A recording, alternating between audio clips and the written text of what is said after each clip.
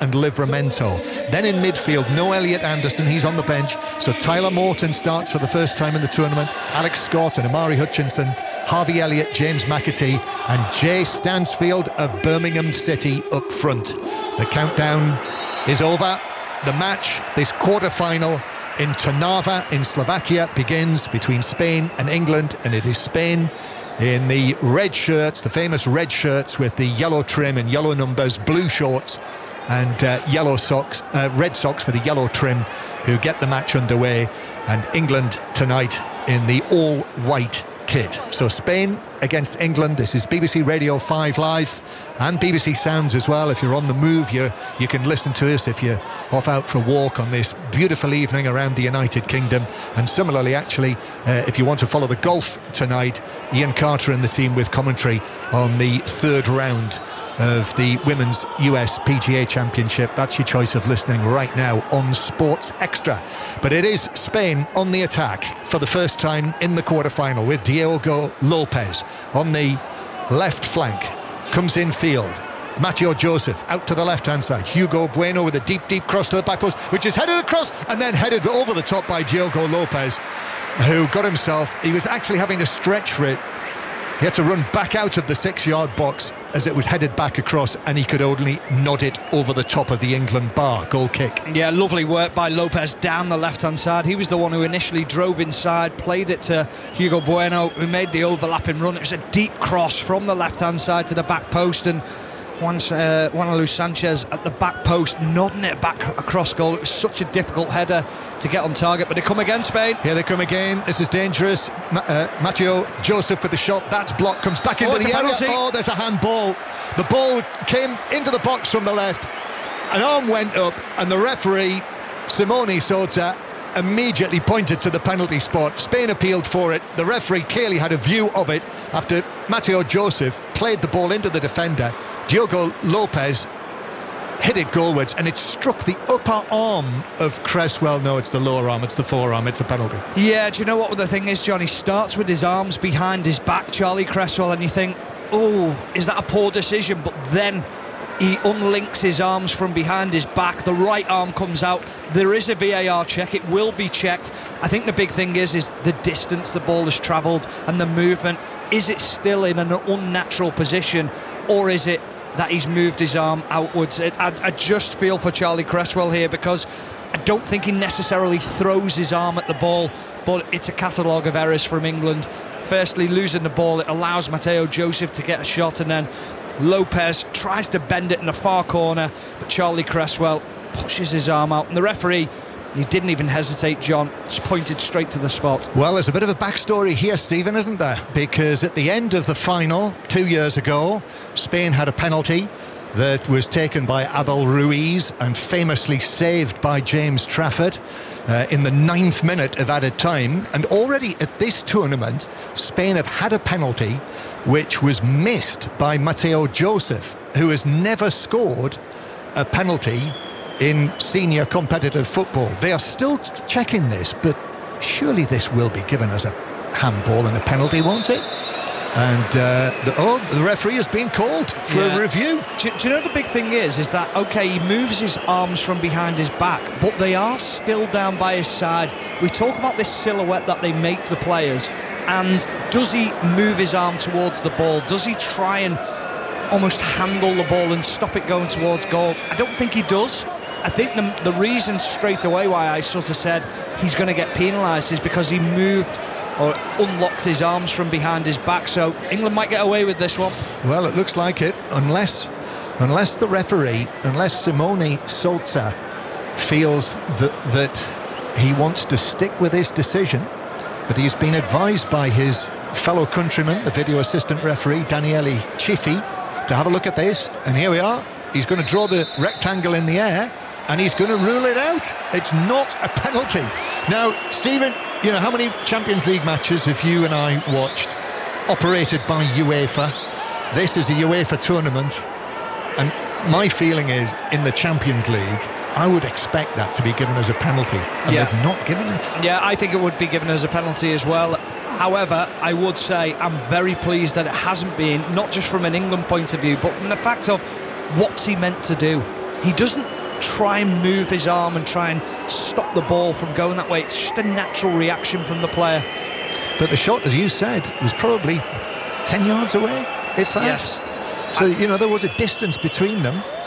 But I think you're absolutely right. All of that work you've done with officialdom, Stephen, has not been wasted. It's that silhouette, isn't it? And I think you're right. I think that's what they've looked at there and deemed that Cresswell's arm, which was by his side, was within that silhouette. So Spain 0, England 0 remains the score. And that feels, I have to confess, like a bit of a let-off for England. And Spain in that final 2 years ago felt that all manner of things went against them. And there we are. They've not created a huge fuss about this, as far as I can see. Their coach, Santi Denia, seemed relatively unmoved. So England coming forward, but Harvey Elliott's pass is cleared away towards the halfway line. So 0-0. And we never got to find out if Matteo Joseph was going to take the penalty, having missed the spot kick against Romania. John, the other thing just to mention to our listeners is also that Tino Livramento has started in the right back position and Jack Hinchelwood has started as the left back, which is, I don't mind that, because I think Livramento going forward is outstanding, and give him his full responsibility and his ability to go forward and create opportunities for England. And Hinchelwood finished the match on what day was it? Wednesday, as the left back, didn't he, having started as the right back. So England with Hinchelwood, who's actually stepped into midfield from that position and then playing it out to the right hand side to Livramento. This is all rather ponderous, I have to say, but Alex Scott now for England, middle of the Spanish half. Then it's shifted out here to Hutchinson, who's in the Spanish right back area, but back it goes to Hinchelwood.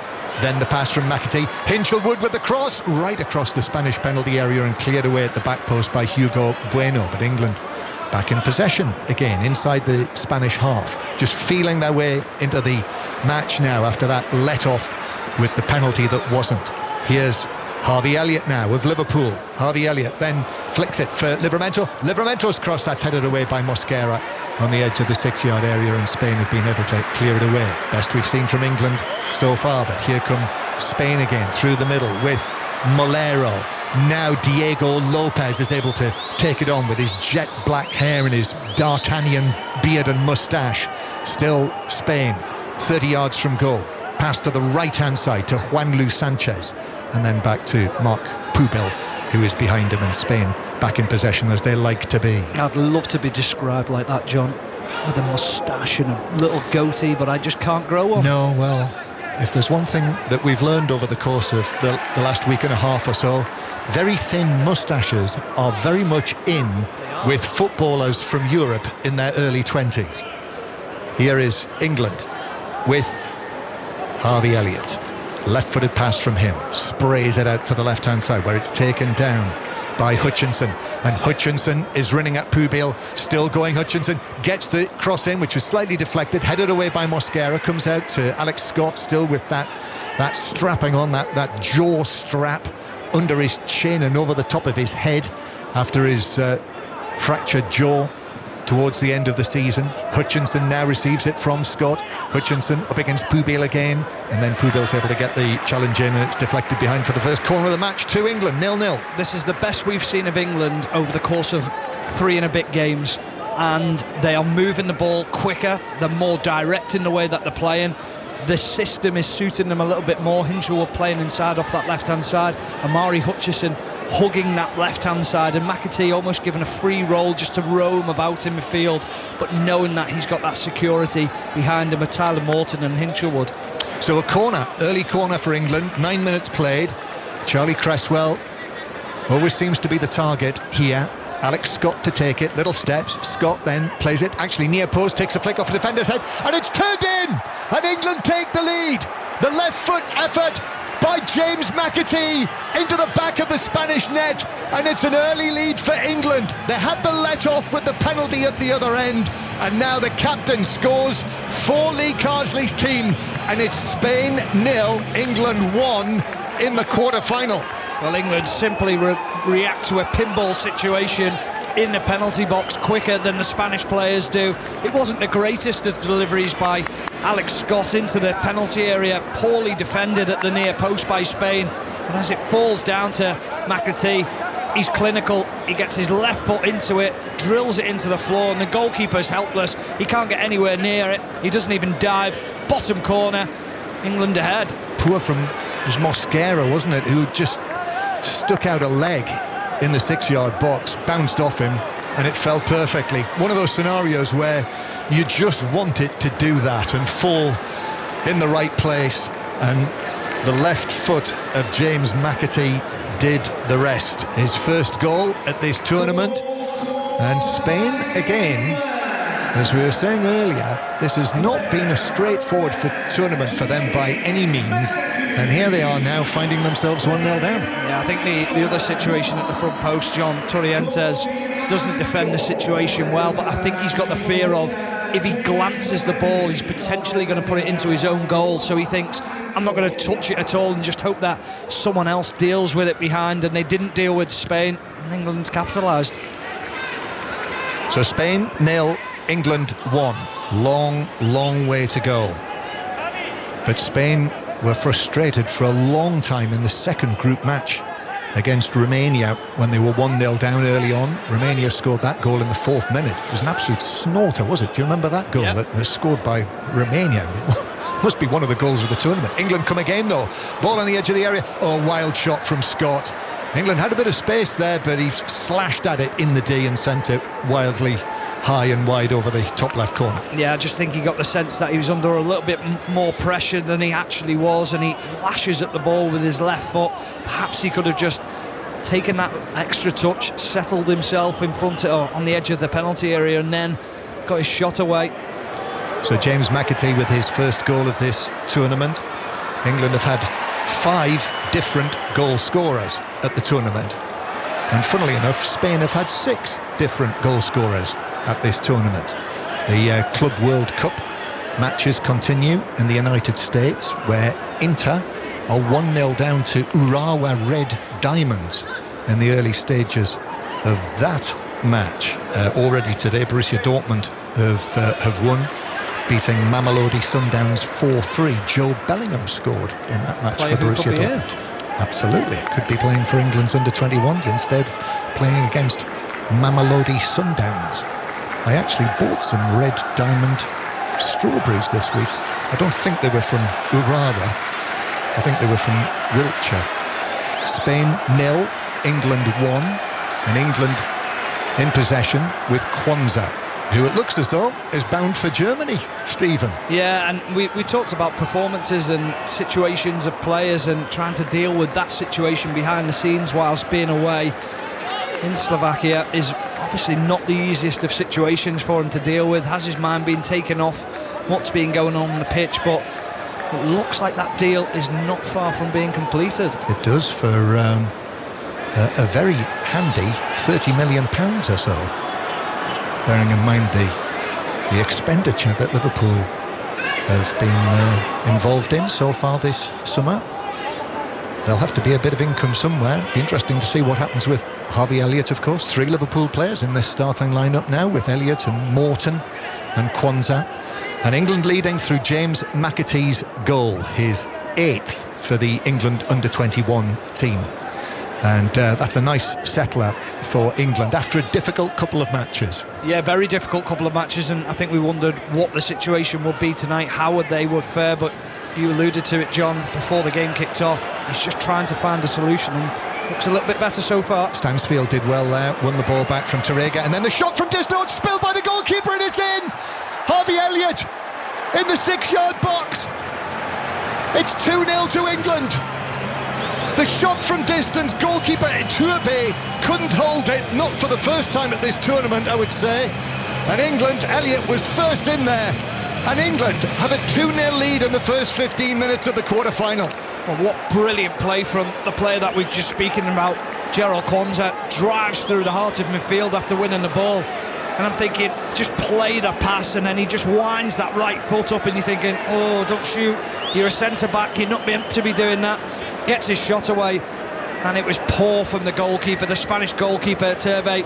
He doesn't deal with the situation well, but what does Harvey Elliott do extremely well, what all good strikers should do? Expect a mistake, expect the goalkeeper to spill it, and he does spill it, pushes it right into the path of Harvey Elliott, and he's put England 2-0 ahead. Incredible. Yep, the Kwanzaa shot from 22, 23 yards out, and Elliott was very close in terms of offside on the edge of the area, but I think he was just being played on, and he was in, quick, smart, Harvey Elliott. So there we are, McAtee and Elliott, two of the leading lights really in this England squad, who haven't really delivered so far during the tournament. They've both scored in the first 15 minutes. Well, we said they needed big performances because they have underperformed. Well, so far they've answered that. They've been asked a question, and now they're finding a solution, which is excellent from an England point of view. What a shocker for Spain. What an eventful start to this match, when it seemed for all the world as though England had conceded a penalty in the second minute. VAR called the referee and he overturned it, and now England have scored twice in 5 minutes, and they are in pole position now for a place in the semi-finals, the defending champions. And McAtee running free, giving the ball to the right-hand side. Then it's back to McAtee. Livramento's ball across. It's blocked by the legs of the goalkeeper on the near post, and it rebounds away. And Diego Lopez is a very relieved man that it drops to his feet. Could have been 3-0. Oh, where has this been from England for the last 3 games? Pace, precision and passing, outstanding. They're cutting through Spain at will. Spain haven't had any answers going the other way. But now you're looking at this England team thinking, OK, that might be the solution that he's been looking for, the balance that he's been looking for. Some outstanding football. And then Javi Guerra, who's hardly put a foot wrong when he's been on the field, has just passed the ball straight out of play. But yeah, lovely stuff. Elliott and McAtee inside the penalty area, and Livramento, if he'd been able to find the pass into the middle. Hutchinson was in there, and this is much better from England. Yeah, they look more energised, don't they? They look like there's an extra yard of pace at every single player. The decision making's quicker. I think it's obviously knockout football helps an awful lot, knowing that what's on the line, and they've upped the game. England, credit to them. Yep, knockout football now. The winners of Group A, Spain, against the runners-up in Group B, England. And a roaring start from Lee Carsley's team, with McAtee and Elliott scoring the goals that have given England a 2-0 lead. A 2-0 lead with a long way to go. Throw in to the halfway line, where it's held up by Stansfield, who's able to swing it across field. Elliott, who loses out to Hugo Bueno, but he has to go back to Mosquera. And Spain have to start again, and I would imagine probably Santi Denia as well, the Spanish coach, is probably wondering where this England has been. He'll have studied the performances as Kwanzaa just taps the ball back to Beadle, puts his foot on it, plays it out into the left-back position. Hinchelwood works it forward, but he's given it away to Pubil. So Spain come again, the right-back, and Juanlu Sanchez, who can play anywhere up the right flank really, but nothing comes of this, and England have got it back inside their penalty area. Cresswell of Toulouse forward to Alex Scott of Bournemouth. Scott with his white socks a quarter of the way down. Harvey Elliott, who's just scored his 11th goal for the England Under-21 team. This is his 26th appearance at this level. It goes back to Cresswell. And the other point we should make, talking about England feeling more energised, as I say, we're in the BBC studio, we're not there, but the UEFA figures show that the temperature in Trnava tonight is 19 degrees. And compared to some of the temperatures that England have been playing in, well, this is much more like home conditions. It certainly is. It does help the players. However, John, I just look at the system that England are playing tonight. The two centre midfielders aren't stood on the centre-backs. The two full-backs aren't also stood on the midfielders. There's a lot more width to the way that England are playing, and they're creating a lot of passing lanes and passing opportunities, and there always seems to be a spare man, which is very encouraging. Well, you as the old full-back have been crying out for that width, haven't you? during the course of these matches. Yeah, I understand the inverted fullback. I do understand that, and I think Hinshelwood plays that well. But Livramento, he's a flying fullback, given the opportunity to go forward, and he's been given that opportunity so far in this game. Here's Morton for England. Hutchinson, and he's hugging the touchline on the left-hand side. Almost had his heels on the white line when he got that. He's taking on Pubil again, and then cuts back, and still going. Just gets a little tug. Gets support from behind him by Morton, who was pulled over there. The referee was close at hand, doesn't give the free kick, but England go back towards the halfway line. And you used absolutely the correct word. They have been energised, and of course, who wouldn't be energised in their position? They probably felt the pressure with the performances that they've had, and to score 2 goals like this early on in the quarter-final, which obviously puts them in charge. And now they do look, they've got some confidence about them now, as Kwanzaa, who was crucially involved in the second goal with his shot from, I don't know, 22, 23 yards out, that was badly spilled by the Atletico Madrid goalkeeper Iturbe, who obviously has the excellent Jan Oblak ahead of him. But that was a poor mistake by the goalkeeper. And England, though, losing possession on the halfway line, and Joseph is able to give it to Diego Lopez, but England are quickly back in position, and the Spanish have to go back towards the halfway line. Alberto Molero, the number 20, then back to Cesar Tarrega, the right-sided central defender. The captain, Turientes, helps it on to Molera. Now Wanlu into Molera again. Pubil on the right-hand side. Pubil's cross, headed away by Cresswell, a diving Cresswell on the edge of the 6-yard area, just threatening to get into their stride there, Spain. And we can just see Lee Carsley stepping forward in his purple top as Pubil swings the ball in. Cresswell putting a challenge in on Joseph, who went down. Immediately Cresswell reacted to suggest that Joseph had made a meal of that. It's cleared away by England. Still Spain, it's the longest period of possession that the Spanish side have had in this match, but England are able to force them back towards the halfway line. Turientes again, forward of the centre circle. His pass to Pubil with his red shirt outside his blue shorts. Then back infield to Turientes again. England leading by 2-0. That's the news if you've just switched onto us on 5 Live. England racing into an early lead in the quarter-final. Now it's with the left-back. Hugo Bueno takes on Elliott. His cross is overhit, though, and actually drifts behind from there for a goal kick to England. Spain 0, England 2, and former England defender Stephen Warnock here with us. Not afraid to put the ball into the box, are they, Spain? When they get the opportunity, they try to deliver that ball, and the right-back Mark Pubil put 2 outstanding balls into the middle. The first one extremely well dealt with by Charlie Cresswell, because he had a decision to make. There was a Spain striker in front of him, but he knew Mateo Joseph was just behind him lurking. Got the important header, really important defending from him. See an England presence as Beadle takes the goal kick. We can see quite a number of the England flags behind that goal. England working it on. Hutchinson down the left for Hinshelwood of Brighton. Hinshelwood has to go back in field. Tyler Morton is there. Joseph is coming back to challenge him, but England keep possession. Scott now, as England start again from near the centre circle. Elliott, scorer of the second goal, to McAtee, scorer of the first. Harvey Elliott again, then rolls it into the path of Livramento. Elliott makes himself available. Elliott then flicks it back further towards the halfway line, where Cresswell has got involved. Both central defenders actually are inside the Spanish half, and England nicely knocking the ball around. This is normally what you see Spain do, certainly in their 2 opening matches against Slovakia and Romania. Dominated the possession, and then Alex Scott wins a free kick for Pubil's challenge on him. Free kick to England on the left wing.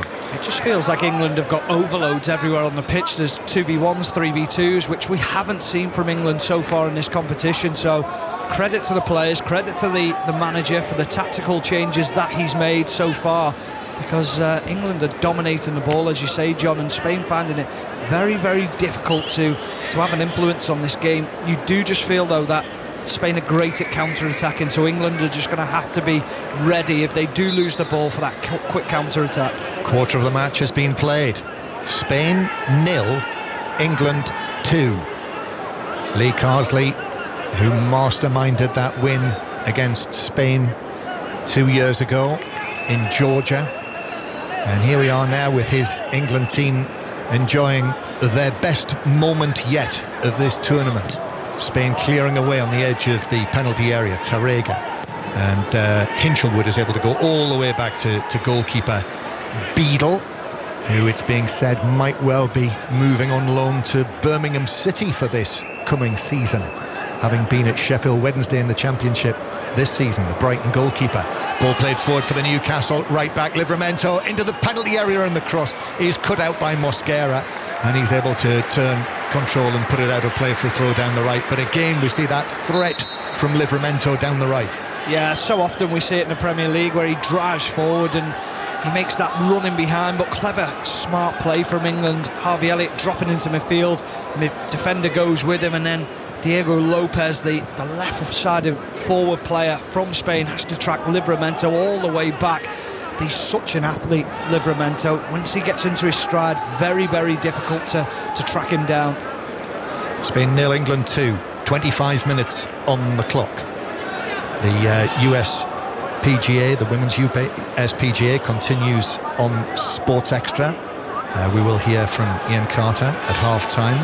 Also keeping an eye on the Travellers' Championship tonight, Stephen, with Tommy Fleetwood sharing the lead overnight. Yeah, exciting. Yes, very much so. And Test Match Special will be back on air in the morning for the 11 o'clock start after what's been a couple of excellent days of Test cricket at Headingley. Spain coming forward with Juanlu Sanchez, 2-0 England lead. McAtee and Elliott, the goal scorers. Spain, though, here's some space for Juanlu with the cross, but that's blocked away out of the box. Spain win it back, though, with the captain, Turrientes. Square from him to Javi Guerra. Now all the way to Hugo Bueno on the left-hand side. And then Diego Lopez has to go back to Mosquera. Spain knocking it around on the edge of the England penalty area, but in comes the challenge by Tyler Morton, and England are able to win it back, and Hinchelwood chips it away up to Stansfield, chosen in the starting lineup for this knockout match, and he wins a free kick, holding the ball up as good centre forwards do, winning the free kick from Tarrega. Yeah, he did exceptionally well there, Stansfield, just to get his body in between the ball and the defender. Tarrega was desperate to pinch it, but good strength from Stansfield, and he's just slowly growing into the game. He lost a ball early on and went towards his own goal, and Spain counter-attacked off the back of it, but yeah, his overall movement has been really, really positive in this game. It has, and he's given them a focal point, hasn't he, as he would. The Birmingham City player who scored this personal best, 23 goals in all competitions for Chris Davis's side this season, as they won promotion, won the title, be playing in the Championship next season. And England with the ball on the edge of their own box, going back to Beadle, and then Kwanzaa. Hinchelwood just gets rid of it, actually works it downfield. Tarrega got a foot on that, but England with Alex Scott now. Scott plays it over the top, but in any case I think Hutchinson would have been in an offside position, but it was overhit through to goalkeeper Iturbe. Again, almost half an hour played, 2-0 England. Yeah, the balance in midfield with Scott and Morton is working exceptionally well. Them two are just holding the fort in front of the two centre-halves and allowing McAtee, Elliott and Hutchison just to roam the pitch and find a little bit more freedom. And you're seeing that interchanging between the forward players, which has been really positive. But listen, you know, as I say, Spain have had their ups and downs at this tournament, and I'm very much conscious of the fact that they eventually wore Romania down and scored those two late goals to completely change that match. That was the second group match which clinched their qualification for the quarter-finals. So they've got threats from so many different places, this Spanish side, but they're 2-0 down. 15 minutes to go to the break. Here is Pubil onto this ball. The cross across the penalty area actually hits Tyler Morton and bounces behind for what is Spain's first corner of the match. Well, luckily for England, two of the Spain strikers made exactly the same run. They both pulled towards the penalty spot instead of running across the goal. Mateo Joseph wanted the pullback, and it should have just been fizzed across the heart of the 6-yard box, and it would have caused England so many problems. So a little bit fortuitous there, England. Their two central defenders, the two Valencia defenders, Mosquera and Tarrega, can be very effective from set pieces, but they take the corner short, but eventually the cross comes in and it's headed wide from the edge of the box by the number 5, Tarrega, who got himself up in amongst a whole group of players, and Livramento has actually taken a bang in there. Perhaps caught by Alex Scott, who jumped with Tarrega, and I think maybe just caught Livramento as he was coming down. He's all right though, he's on his feet. Yeah, good sign, he's up and about. I think you don't want to lose him the way he started the game. Down that right hand side, I think it was just a clash, John. I think it was actually a knee in the hip. News from the Travellers' Championship, Stephen. Tommy Fleetwood is leading by 2 shots on 11 under par. This is the 3rd round, and Rory McIlroy is now up into a tie for 2nd, 4 under after 8 holes of his 2nd round. Yeah, they were talking earlier on when I was watching the coverage before. They were saying that it's playing soft and the players can really attack it. But the other thing I was going to touch on, John, was just the form of Tommy Fleetwood. Apparently suffers on a Saturday and really plays himself out of competition. So let's hope for a positive day for Tommy.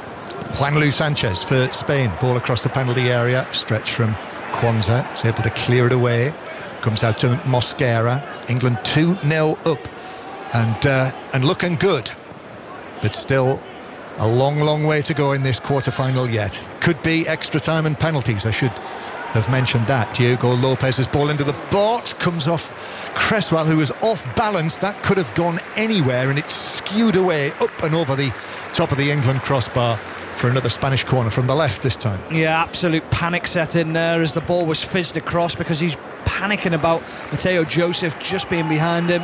As you say, it flicks off the outside of his foot, and James Beadle was scurrying across his goal, worrying that it might just loop over his head. Well, Javi Guerra has got a very good delivery.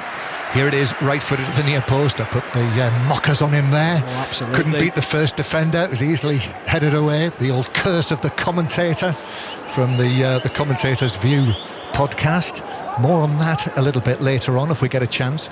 Iturbe, long and right-footed, straight out of play. Throw into England, halfway inside their own half. It's amazing what 2 goals does for a team, isn't it? It is, but I have to say, John, even before the 2 goals, it felt like this was a different performance from England. It felt quicker, more slick in the way that they were moving the ball, and almost that I keep on going back to, sometimes it doesn't necessarily mean the best names playing games. Sometimes you've got to fill gaps with certain personnel, and you look at Tyler Morton in that position. He's doing a great job so far. Here's Harvey Elliott on the run for England into the penalty area, little steps, and then over hits the cross. That was a real opening for England there that Elliott wasn't able to take advantage of, but the cross drifted behind for a goal kick. And going back to what you were saying, Stephen, that Lee Carsley kind of got there as the England interim head coach in the autumn with the various team selections that he made, but in the end, you know, there were 2 very positive performances in November for his last 2 games, which I think you have to give him a great deal of credit for. Yeah, I think the other thing you have to give him great credit for is that he hasn't stuck with the same team in this competition and almost just gone, well, that's my best 11, that's what I'm going to stick with. He knows that his best 11 are perhaps, some of them are at the Club World Cup, some of them aren't available. So how do you find that? Well, it's trial and error, and at the moment the trial so far tonight is working. Yes, as the ball goes back to Beadle and he passes it calmly to Kwanzaa. Yeah, it was called Carr's ball, wasn't it, 2 years ago, and that reared its head again when he got the job with the senior team, which at the time we thought he had a real possibility of getting it on a permanent basis. Tyler Morton has just stepped into this challenge, yellow, and that's a yellow card.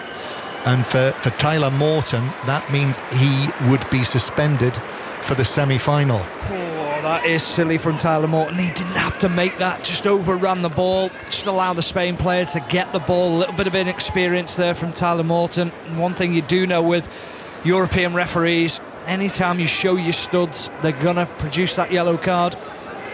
And probably fair enough.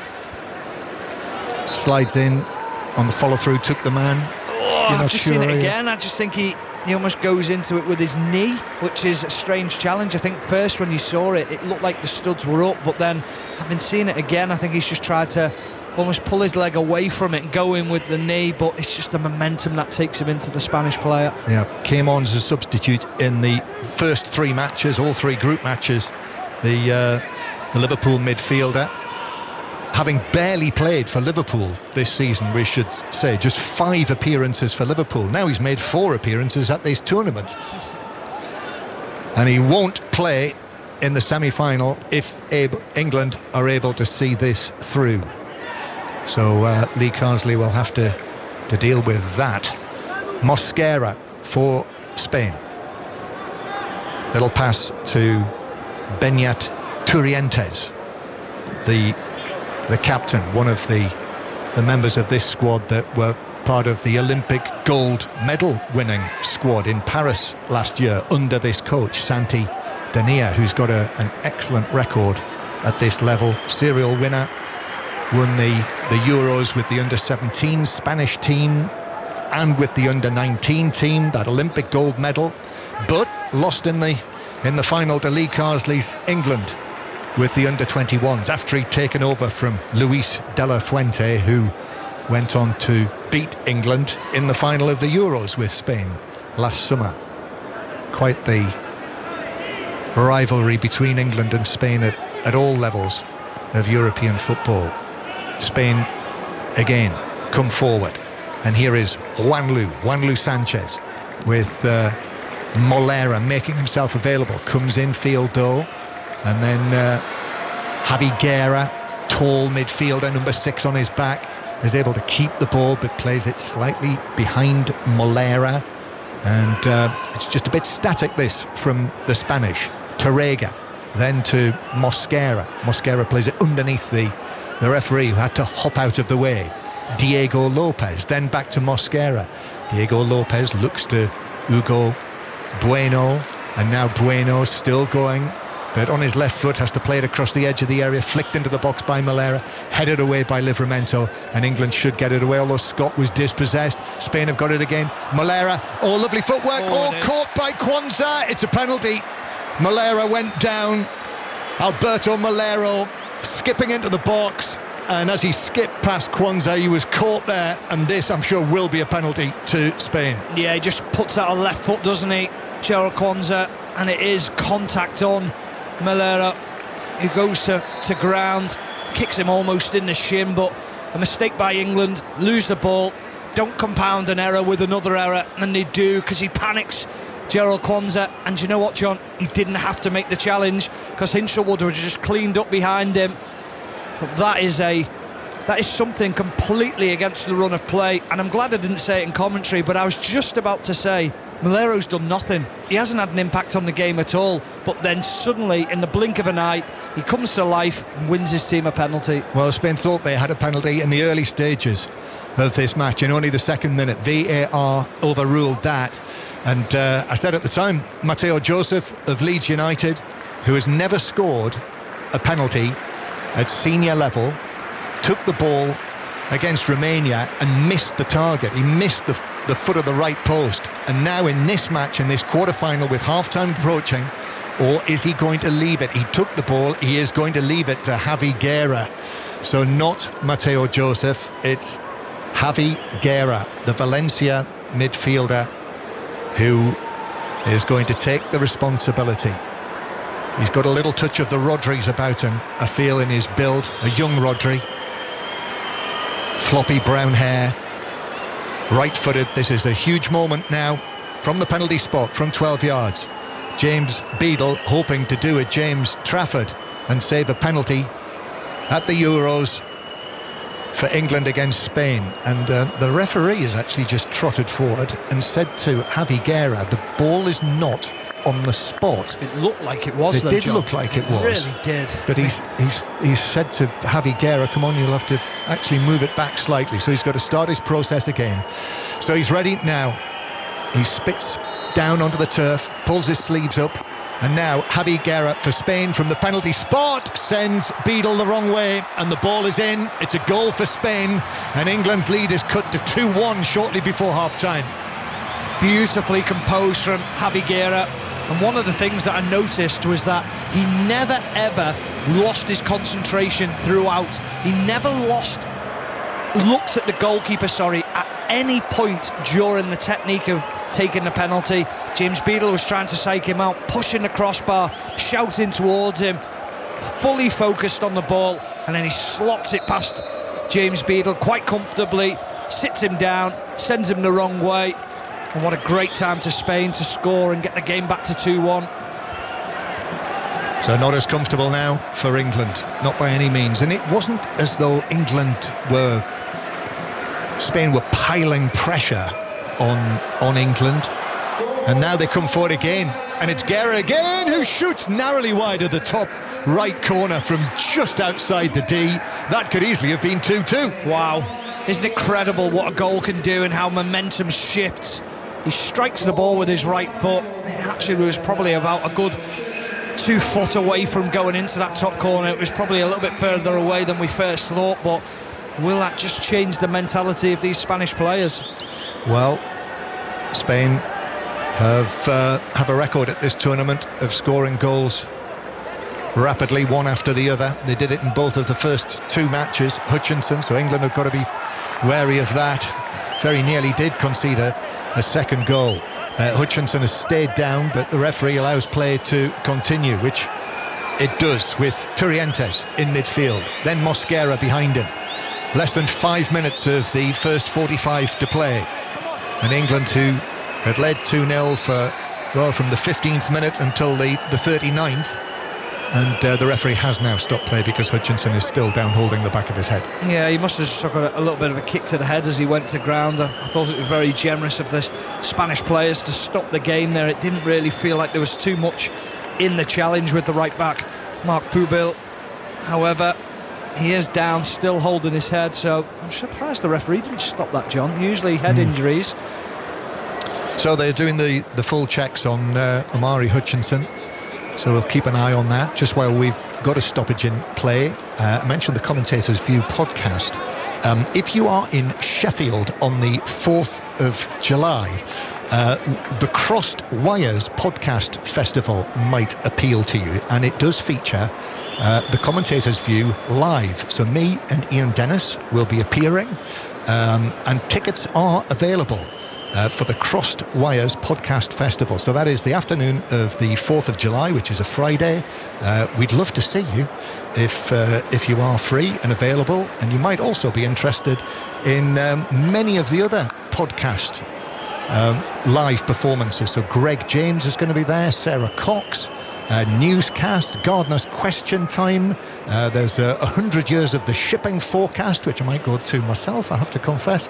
But that is the Crossed Wires Podcast Festival. Tickets available, crossedwires.live. There we are, that's the advert done, Stephen. I'm busy that day, John, otherwise I might have popped in. What a shame, because that would have been right up your street. Well, it would have been, absolutely. Yes. So Hutchinson still receiving treatment, so this is a lengthy stoppage. I've not missed anything while I've been running through the advert, and Hutchinson now, as we cut back to the live pictures, they actually haven't shown a shot of Hutchinson. I presume he's off the pitch. Yeah, he was just on the moment. touchline down in front of us, John. It was just a heel from the defender who went toe-to-toe with Hutchinson. As he fell to the ground, just flicked it off the back of his head, but luckily he's okay. Yeah, I don't think he's back on the pitch yet, though. Here he comes, there he is, running into the shot. So England back up to the full complement. Spain 1, England 2 in this quarter-final, and Hugo Bueno does well, crosses it into the edge of the 6-yard box, but Hinchelwood comes across and is able to head it away and clear the danger that was very much there. England now, having conceded that goal in the 39th minute, the penalty, they will be very happy to get into the dressing room at half-time over in Trnava with this scoreline, as Harvey Elliott is forced to concede a throw-in on the halfway line. I think my biggest thing here, John, is that you've played so well now for 38 minutes, then you concede a penalty and suddenly England start retreating a little bit, start being a little bit more negative in possession. Continue to do what you did. They've caught you on the counter-attack, or not even a counter-attack, a sloppy passage of play from England on their own edge of their own box, and they've been punished for it. But on a whole, it's been an exceptional performance. It has. A big improvement, and there's been very little in it in terms of the quality of play between the two sides. That shows how England have improved the overall performance from the group matches. But Spain coming forward now Juanlu Sanchez is able to wriggle away and give it to Turientes. Turientes turns. Now here's Pubil again. Pubil with a cross in towards the edge of the penalty area. Matteo Joseph looks to shoot. That's blocked back to him inside the penalty area, and he plays it outside the area, and the shot from the edge of the box is deflected, Turientes, by Scott, well wide of goal and behind for another Spanish corner. What a lovely ball from the right back, Mark Pubil. He's put in 2 delightful balls into the penalty area from crosses. This time he just dinks a delightful ball over the head of Joel Kwanzaa. The take from Matteo Joseph was outstanding, and then they just pile the pressure on. Strike from the edge of the box from Turientes, and it was Alex Scott who dived in front of the ball and actually ricocheted out for a throw-in, John, and not even a corner. A throw-in, and they actually had a look at a penalty there.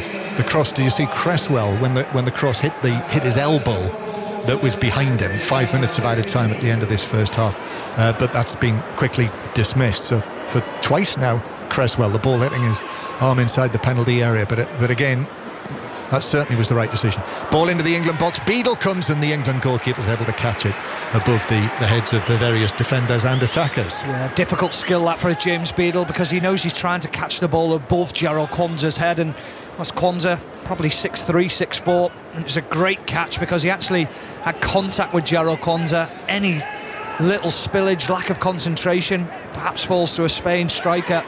Really good goalkeeping. Well, that's given away by Juanlu Sanchez to Jay Stansfield, and Stansfield is able to take it on down the left wing, and I think thought he'd won a throw-in. No, it's gone Spain's way, which is taken back into the Spanish penalty area to Iturbe.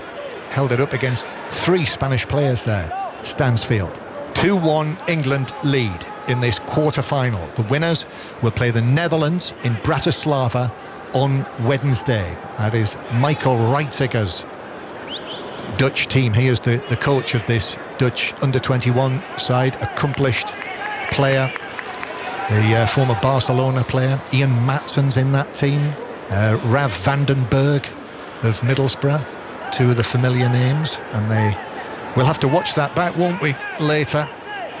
But I suspect it'll have been a bit of a rearguard action after they had Ruben van Bommel sent off relatively early in the game, son of Mark van Bommel, and eventually won 1-0. So it is the Netherlands who wait. Spain near the edge of the England penalty area. Kwanzaa had to stretch and stab that away with his toe end, but he was successful in doing that. Up towards McAtee, who scored the opening goal here. Looks like a different player tonight, McAtee. He really does. He looks dynamic. He's quicker with his decision making. Almost felt like in the first 3 games there was a bit of a, dare I say, an arrogance where I'm better than this, and he's had a little bit of a rude awakening, and no, I've been really impressed with his attitude tonight. Well, it's been an eventful first half that is drawing to a close. We are in added time at the end of the first 45 minutes. Spain thought they had an early penalty when the ball struck Cresswell's arm, but that was overturned by VAR. England took that 2-goal lead when McAtee and Elliott scored within 5 minutes of one another. England had other chances, but then that penalty for the trip by Kwanzaa on Molero, and then Javi Guerra stepping up to score it. Long pass downfield for England, but goalkeeper Iturbe is able to come forward and hop high and catch it above Stansfield. England didn't have that option in the last 3 games, John. Stansfield comes short, goes in behind, lovely ball over the top from Cresswell, and just fractions off finding Jay Stansfield. It was a really smart run from him. He is clever with his movements. He might not be the most dynamic or quick, but certainly the runs that he makes are superb. Yes, and as you say, his all-round game, he might not have got himself on the score sheet, but his all-round game, he's very much contributed to this England performance. He's working the back 2, John, the 2 centre-halves, and then it's allowing the midfielders to get on the ball, and sometimes that goes very unnoticed, but I think we've appreciated what he's done so far. At half-time, it is Inter 0, Urawa Red Diamonds 1. So Inter, who, of course, ran out of gas, didn't they, against PSG in the Champions League final, the ageing team. I'm not sure whether conditions in the United States will necessarily suit them, although I don't know which team has been selected. Well, the other thing as well, they've changed the manager, haven't they? Kivu, yeah, it's coming, hasn't he? So maybe just a change in system, a change in personnel. Maybe he wants to do his things a little bit differently. It takes a while to implement what you want to do. Yeah, and having lost the Champions League final in the way that they did, that is probably a tournament that Inter didn't necessarily need. But in this tournament, in Europe, England have their eyes on the semi-final, but it's promising. It's brilliantly set up for the second half, I must say. 2-1 with Spain scoring and bringing it back to that scoreline. Mosquera to his left to Javi Guerra, and then forward for Diego Lopez. He slips the ball infield past Scott. Livramento's in position though. He's able to turn it away, and then England work it away nicely, although it is just out of play for a throw-in to Spain near the halfway line, but we won't say that. That's the half-time whistle. And so there we are, Stephen Warnock, half-time, Spain 1, England 2, and as I say, this could yet be a real trembler, couldn't it, in the second half for England? Yeah, Lee Carsley made a few changes before the game. We wondered what the reaction would be from England off the back of three quite lacklustre performances from them. Well, it was exceptional in the first half. The speed in which they were moving the ball, the organisation of the team, they carried a threat going forward, which we haven't really seen in the previous games within the group stages. But that was really impressive from Lee Carsley's men. Just an error towards the end of the half, which will have been very disappointing in the 38th minute when they actually give the ball away on the edge of the box. João Kwanzaa left a dangling leg in, conceded a penalty, and that just gives Spain a little bit of hope going into the second half, but a lot better from England. Yes, McAtee and Elliott the goal scorers for England, but that penalty from Javi Guerra near half-time means that it is very much all to play for in the second half of this quarter-final at the Under-21 Euros, where it is Spain 1, England 2 at half-time. England leading the way in Slovakia then, a really impressive start, and they look totally in control, but Stephen Warnock, the momentum of the game just seemed to completely shift after that 39th minute penalty for Spain. It's incredible, isn't it, what it does to the mindset of people, and how suddenly you start to think negatively and you start to retreat, and suddenly the change in Spain's attitude, there's belief back into their brains and to their bodies, and it's phenomenal what goals do in games and how goals change games. But England, I think the message at half-time for Lee Carsley's men is much of the same. Continue to play that the way that you've played. You're causing so many problems to Spain that they're finding it difficult to deal with. So I'd just say be more positive on the ball. Well, it was such a positive start. I mean, taking the 2-goal advantage. We spoke before the game about how crucial it would be that England got off to a fast start. Does it now switch and become just a little bit more about game management? To a certain degree it does, but John said it earlier on, is that this Spain team carry a threat up front and they are dangerous, so the more you invite them onto you, the more that you allow them to play in around the edge of your box. As we saw with the mistake from João Kwanzaa, people start to panic, they start to get heavy-legged. Control the ball, control possession and dominate the football as much as you can. Make the Spain players tired, make them come out of positions and make them sort of try and leave a few players higher up the pitch, and then you can counter-attack them and make things more difficult. So I think it's been... If I was the England manager, I'd be saying play front foot football. Don't sit back. That's not the mentality that you need. But there was a period in those opening exchanges, Stephen, where you were saying this is the best football that we've seen England play so far. Oh, it was brilliant. It really was. 1 and 2 touch football. The speed in which they were, the minds were thinking at as well, to see who was in around them. I think that comes from a change of system as well, change of personnel. I think the way that the players have carried out the game plan that's being asked of Lee Carsley tonight has also helped that as well. So we've seen huge strides tonight from this England team, and long may it continue into the second half. Thanks for now, Stephen, and to John. Second half of England's Under-21's Euros quarter-final against Spain still to come. But now let's get the latest BBC News with Nick Hatfield. The voice of the UK. This is BBC Radio 5 Live. Thank you, Ben. Good evening. Israel says it's attacked dozens of military targets in southwest Iran as the conflict between the two countries continues. The UN's nuclear watchdog has confirmed that a nuclear plant was hit overnight. Earlier, Iran's foreign minister said any US involvement in the conflict would be very, very dangerous. A British man has been arrested near an RAF base in Cyprus on suspicion of spying for Iran. Local media is reporting the man, who's been arrested on espionage and terror charges, is of Azerbaijani descent and has links to Iran's Revolutionary Guard. The UK Foreign Office says it's in contact with the Cypriot authorities. Israel says a plot to attack its citizens on the island has been stopped, but it's unclear if there's any connection. Our world news correspondent Joe Inwood has more details. Cyprus is the closest island, the closest part of Europe to Israel, and so I think what's been happening is a lot of people, because they can't fly out, that you get in via the sea route, and so one imagines there are going to be quite a lot of Israeli citizens going both directions, because that's the only way to get in and out of the country, and presumably that is why there is this kind of concern, or the reports of attacks on Israeli citizens there. A man has been detained under the Terrorism Act after police say a viable device was thrown into the Belfast Islamic Centre last night. The building was evacuated, but no one was injured. A super yacht which sank in a storm off the coast of Sicily last year has finally been raised to the surface. The boat went down last August with 7 people dying, including the British businessman Mike Lynch and his daughter. A diver also died during initial efforts to raise the yacht off the seabed. Home Office figures show more than 400 migrants arrived yesterday in the UK on small boats across the Channel. It brings the total for the year so far to 17,817. That's more than 5,000 more than this time last year. And the temperature at Charwood in Surrey reached 32.6 Celsius earlier, making it the UK's hottest day of the year so far. The Met Office has issued a yellow thunderstorm warning for Northern England and parts of Wales. Are you ready to freak out? Please try like the damn vampire. It's gonna last forever. Catch Olivia Rodrigo, Nile Rodgers and Chic, Rod Stewart and more live from Glastonbury.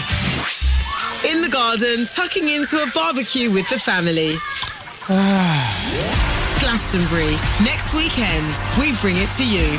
Watch on iPlayer, listen on BBC Sounds.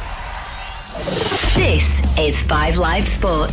With Ben Haynes. Listen on BBC Sounds.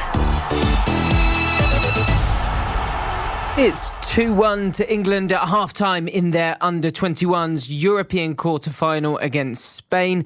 Second half commentary to come, but let's get some reaction from the cricket. Ollie Pope struck a 9th Test century as England fought back on day 2 of the first Test at Headingley. The host closing on 209 for 3 in reply to India's first innings 471. Jonathan Agnew is joined by former England captains Michael Vaughan and Sir Alistair Cook. So England close on 209 for 3, trailing by 262, with Ollie Pope the star today. So, Michael, give us your thoughts. Yeah, a really good day for England. They have so much spirit, this England side under Ben Stokes, at 430 for 3. India well on the way to getting 600. 600 plus, and that's pretty much any hopes of winning the Test match for England. But England have found a way, got the wickets, and then with the bat in hand, they saw off a spell from Bumrah, which was as good as you get. They've had a bit of fortune in that last over, but they've had a tremendous day's play. Yeah, I think India, it's in a way, you can almost transpose the positions of yesterday. And this time, when England went off, disappointed and so on. And I mean, India have not had a great day, have they? I mean, to be bowled out of 471 with those 2 centurions, and the rest of the scorecards, it's an absolute mess, really. Just blown away. That was 600 for the taking. Yeah, well, there's obviously 3 players. You can put KL Rahul, so let's say 4 batters who've played well for India, and then 1 bowler. So 5 players out of the 11 that have had a decent couple of days. But, you know, it's very clear, and it's so obvious that if England can keep Bumrah quietish, they win the series, because at the other end they're going to get so many scoring opportunities. Yes, they're using him carefully, aren't they? There's just talk about him only playing 3 games and short spells. So I wonder if they might squeeze a 4th out of him if they use well, that was him wisely. A good move at the end there, wasn't it, from Shubman Gill to bring him back on. Ollie Pope gets his 100. He's played tremendous, and anyone that gets 100 against Bumrah, you've earned it, because he is absolutely world class with what he delivered. And that opening spell, when he had the ball swinging around, you kind of think back to that and you kind of thought, oh, he probably needed to get 2 or 3. He bowled that well. They dropped Ben Duckett at backward point. That's a key moment in the game, because then Joe Root would have walked out to face Bumrah, swinging the ball either way, and who knows what may have happened. But Ollie Pope deserves a huge amount of credit, because there's fortune required when you're facing someone like Bumrah, but he just seems to have a calmer exterior this summer. Started against Zimbabwe, and he's played beautifully today. Go then, Cookie. Just about Ollie Pope, because he effectively opened there, didn't he? He was in the first over. He got out, the lights are on, low cloud, nipping about. It was a horrible time to bat. It was, and I think that's what you have to put in context. And actually, the way he played Bumrah, he was without doubt played him with the most amount of control. He whether it's been a conscious effort of him starting his innings, he's played the ball later. So he's just looked way less frenetic, and he's been in so much more control of how he played. Like he's always going to be slightly offside of the ball. His balance is always going to be walking into a few of the shots if you bowl absolutely perfectly on around off stump. I think India have to look how to bowl at him. Bowl a lot straighter. He scored too many runs. It is almost half his runs, I think. Down super strength behind square. You give him any width, he's so dangerous on that. But it was more for what impressed me was how much in control he was. He wasn't frenetic, and he has the ability of turning starts. Once he gets past those 20-30 balls, which we've mentioned so many times, he is a run getter, and that's why he would have been batting at 3 for me in this game, and he's proven it right. And there's nothing better than, as a player, when you are kind of questioned when at the first time you respond, and everyone's going to say, well, he did. I think he did enough against Zimbabwe to put it to bed, but everyone always had the, it was only Zimbabwe. But actually, you're right, he's walked out here in the first over against the best bowler in the world and's got 100, and played really well with the floodlights on, cloud conditions, top knot. Right, stand by. I can see Ben Duckett approaching Henry Moran. Let's see what he's got to say about the situation and the way he played. Thank you very much, Agus. Boundary edge with Ben Duckett. Reflections at the end of the second day. Yeah, I think good. I don't think we could have done much more with the ball today. I think 6 or 7 for 40 runs. On another day, with 2 guys in, they could have got 600 plus there, and you're staring down the barrel of only really getting a draw out of the game. So to bowl them out under 500, and then, let's face it, the conditions certainly for the first 2 or 3 hours of our innings were a lot tougher than they were yesterday. And, you've got probably the best bowler in the world at the minute steaming in down the hill at Headingley. It wasn't overly easy at times. So, 209 for 3, I think we're in a good spot. I just think, if we win that first session tomorrow, then, the game definitely opens up a bit. Talk me through that, Ben. You're facing Jasprit Bumrah under cloudy skies. It doesn't get much tougher. How do you prepare for it? How do you prepare to face Jasprit Bumrah? No, I don't think it gets harder. He's world class, his action's obviously very unique, and he can bowl about 4 or 5 different balls from the exact same position, which makes it extremely hard. As an opener, you don't really get many people who you're thinking about a 90-mile-an-hour Yorker or an off-cutter. So I certainly with the new ball, just trying to play each ball, watch extremely hard, try and play the ball as late as I possibly could. It's tricky, but that's why we play the game. Tennis, and Jack Draper's hopes of winning Queens were ended by Jiri Lehecka in 3 sets. Whilst Draper was suffering from tonsillitis, the British number 1 lost 6-4, 4-6, 7-5 and had been feeling unwell for a few days as he chased a childhood dream to reach the final on home soil. Lehecka will face top seed Carlos Alcaraz, who beat Roberto Bautista Agut 6-4, 6-4. And you'll be able to listen to Queen's Final here on 5 Live from 2 p.m. tomorrow. Over on Sports Extra, we've got coverage of the 3rd round of the Women's USPGA Championship, where Ian Carter is watching. Charlie Hull coming towards the end of her round, and the British number 1, having shot 78 in the first round, is now on the fringes of contending. Yes, she's 8 shots behind, but this is a really demanding golf course, and whether Gino Titicun can maintain her position at 5 under, having just birdied the 8th, is open to question. And Hull has played level par for her opening 17 holes, and it means that at 3 over par, she's in a share of 10th place. Titicun is leading by 2 shots at the moment, 5 under par, 2 clear of the Australian Minjee Lee, who has birdied each of her first 8 holes. Meanwhile, in Connecticut, Tommy Fleetwood is leading. He's 8 holes into his 3rd round. The Englishman at 12 under is 2 clear of Russell Henley and Keegan Bradley, with Rory McIlroy 3 off the pace. Thanks, Ian. Second half commentary of England against Spain in the Under-21 Euros quarter-finals coming up. So let's go back to our commentary team, Stephen Warnock and John Murray. Yes, thank you, Ben. Stephen's actually just told me that, listening to Ian, Scotty Scheffler triple bogeyed the first today. So Tommy Fleetwood leading the way, as we heard from Ian. Anyway, over in Slovakia, it is very finely poised. Spain 1, England 2, second half about to begin. No substitutions at the start of the second half. So Spain with Iturbe, the goalkeeper, back 4 of Pubil, Tarrega, Mosquera and Hugo Bueno. Then in midfield, the captain Turrientes and Javi Guerra, who scored from the penalty spot to make it 2-1, and Alberto Molero, who won the penalty in the number 10 position. Juan Luis Sanchez on the right, Diego Lopez on the left, and Leeds United's Matteo Joseph, the number 9, through the middle. And England, who will begin the second half in a moment or two, Beadle in goal, back 4 of Hinchelwood, Cresswell, Kwanzaa and Livramento at right back, Hinchelwood at left back. Then Tyler Morton, who was booked in the first half, would miss the semi-final. Alex Scott and Amari Hutchinson.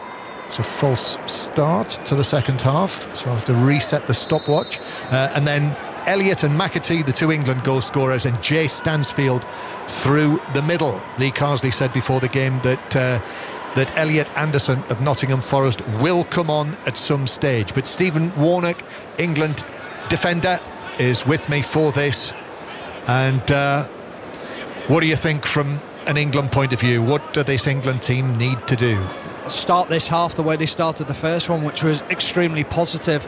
Okay, they had that potential penalty against them very early on in the game, but they didn't let it affect them. They held their heads up, the confidence grew into the players, they moved the ball extremely quickly, and I really felt that Spain backed off them because they started to dominate possession.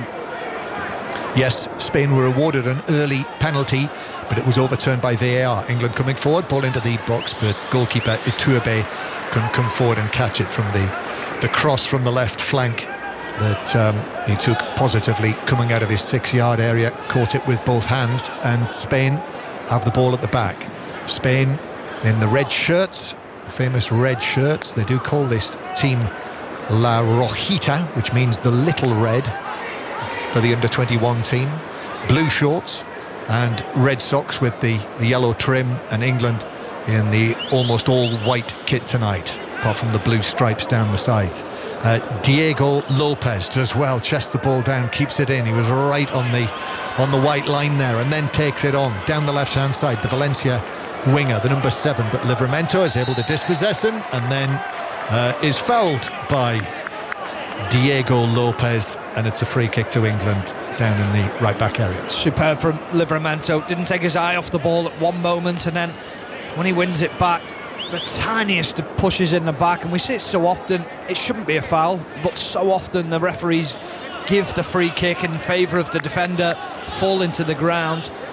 That was positive from Livramento, really good defender. If you just switched on this Saturday evening and found us on the radio and thought, what's he doing there? Thought he might be on his summer holidays. Not yet.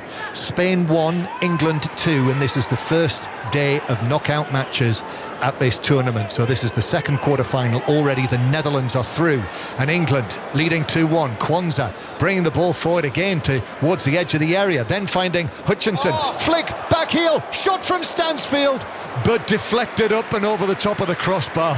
What a move from England. And Stansfield so close to his first goal for the England under-21s. Oh, what a move. We spoke about how quick England were moving the ball, how inventive they were.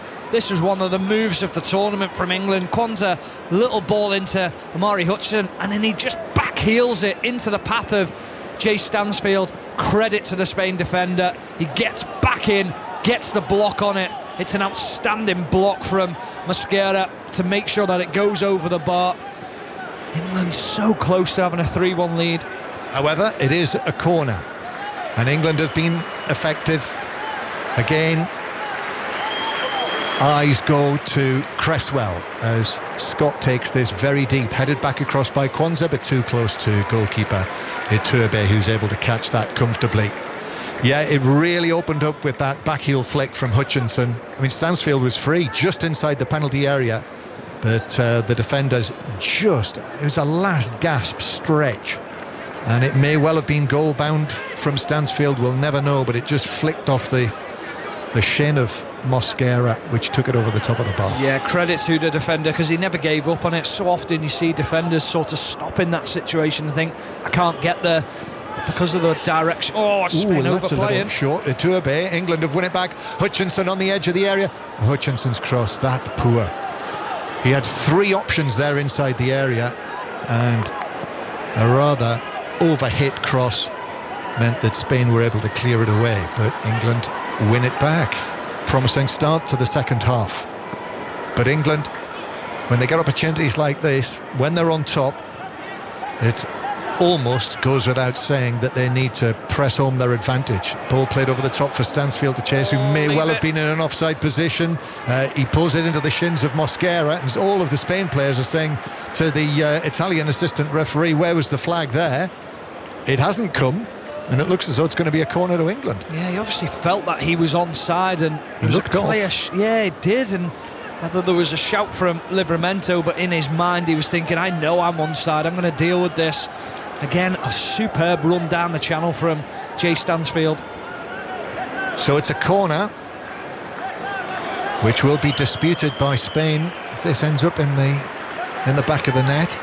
It's Elliott who's going to take this corner for England from the right. Left-footed delivery towards the back post. Cresswell with a header. Oh, it's just narrowly wide. Flicks the outside netting on its way wide. And Cresswell runs away from the penalty area with his mouth wide open and his hands either side of it. He's like a magnet with his head, isn't he, Charlie Cresswell? Lovely floated ball to the back post by Harvey Elliott. It just allows Charlie Cresswell to go and attack it. This is strange, John. Really strange, as we're seeing a couple of changes early on in the game.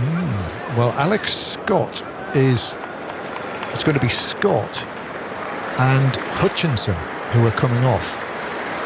And the 2 players who were left out for the quarter-final, having started all 3 of the group matches, Anderson and Rowe, are coming on. So Elliot Anderson of Nottingham Forest and Jonathan Rowe, the number 9, the former Norwich youngster who's at Marseille, is going to take his place out on the field. So double change. 6 minutes into the second half? Yeah, it's a very interesting one, isn't it? Just to see now where England set themselves up and how they play. Elliot Anderson will naturally go alongside Tyler Morton, but it looks like Jonathan Rowe is a like for Amari Hutchinson on that left-hand side. 2-1 England lead against Spain. Rowe, his ball into the box, first time he's been involved in the action, and the attempted cross, the pull back, was blocked behind, off the captain Turientes, for another England corner, their 3rd corner in the early stages of this second period. Superb run from Elliot Anderson, who's just come onto the pitch, and I think that's the highest I've seen him in the 3 games that we've watched, all this 3.5 games that we've watched so far. He's played so deep in that midfield position. Great to see him running beyond the strikers. So the corner, actually England take this short, and it's played back by Anderson and then swung in, but Mosquera was able to get up unchallenged really on the edge of the 6-yard area to head it away, and Spain have been able to clear it away. Diego Lopez with a touch, and then a long pass. This is for Mateo Joseph to chase for, but Livramento comfortably got there first, and England play it forward to Jonathan Rowe, and Rowe with that long hair tied back at the back of his head on a weaving run here, goes past one man and a second. Spanish red shirts get back into position on the edge of the penalty area, and then Harvey Elliott is able to win a throw-in halfway inside the Spanish half. Yeah, really positive from Jonathan Rowe as he drives inside from that left-hand side. Didn't really have many options, but rode a couple of tackles, just took the pressure off his team for the moment that Spain just sort of had a little bit of possession there.